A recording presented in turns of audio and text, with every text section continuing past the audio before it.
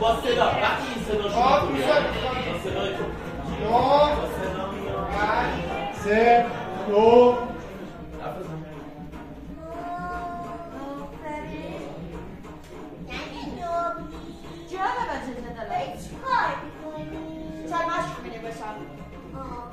سلمش می‌نویسم پدر مادر سلام عشقای زنی پدر مادر اچه انسانه اما عشق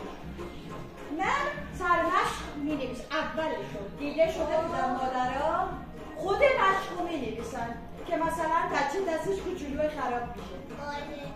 عشق قشنگم این بچه باید درس بخونه شما مشقو کامل ننویس عزیز دلم اصلا تهش قرار فردا بره پاسخگو باشه